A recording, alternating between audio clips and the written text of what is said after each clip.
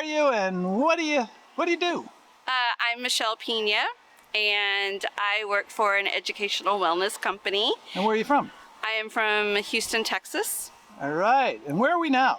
We are at Cape Carancoa, Texas. It's halfway between Port Lavaca and Palacios on the Texas Gulf Coast. All right. And this is the 4th of July. Woohoo! Happy birthday, America. And has the climate changed much since you were a kid? Yes, it has. And I feel it has. How has it changed?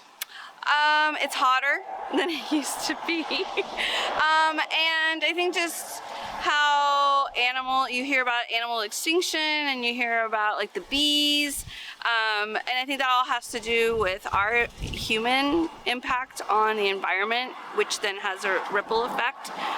And it could also be some of like just the quantity of animals, like, carbon monoxide increases when you're raising cattle, and like there's just the practices that we have to be able to support all the humans on this earth. It has some negative impact, and what do you do about it? Do we just keep living until it's all done and woohoo, humans, we had our time, or do we try and find different ways to not make such a big impact, so that way life on Earth lasts a little bit longer?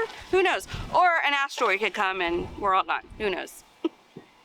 And do you worry about it every day? Say on a scale of 1 to 10, 10 being the most concerned, how much do you worry about climate change? I would probably say a 5 or a 6, because again, maybe this is how it was all supposed to be. And there's a billion, Earth was here for 1 billion years. It could be here for another 1 billion years. We're only here for 75 to 90, 100 years. So we're just a blip on the radar.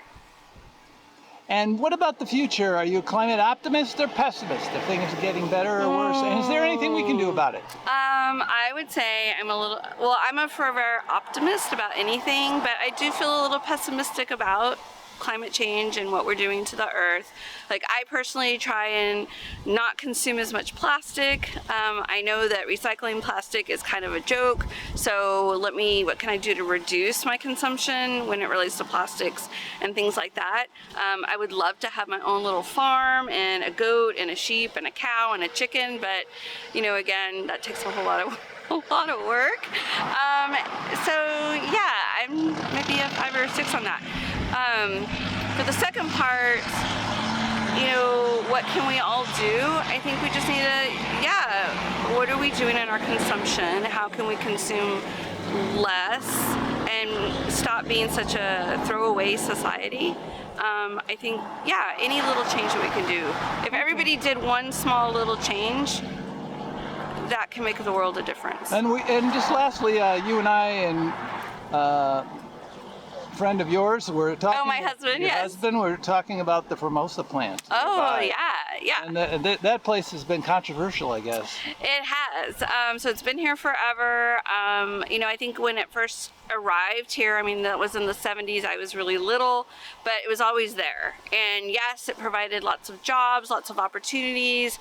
But, practices from one country coming to another country weren't always, in sync. And we've learned a lot from people that we've met that have worked there, still work there.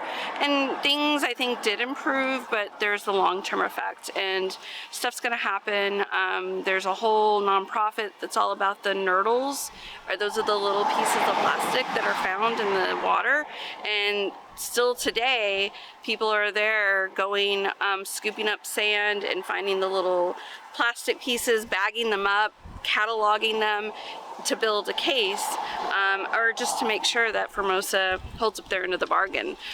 And then who's to say another, company's going to come and build more plants and do more damage, but hopefully there's some things in place to protect the environment and the people here. Like just right here, like this little stretch of 35, it's been so quiet. You have to drive 15 miles either way to find a store other than this little convenience store. We're getting a little dollar store being built, and we're all very excited. But at the same time, we're like, more traffic, more people. It's, you know, like even the area that we live in, houses are being built. There's a KOA park across the bay that got built 2 years ago, and then last year we got notification that they were going to expand it, which means more processed what is it? Affluent water going to get dumped into the bay. And it's like, okay, yeah, that's recreational, but you're going to be, what impact is that going to have on the wildlife?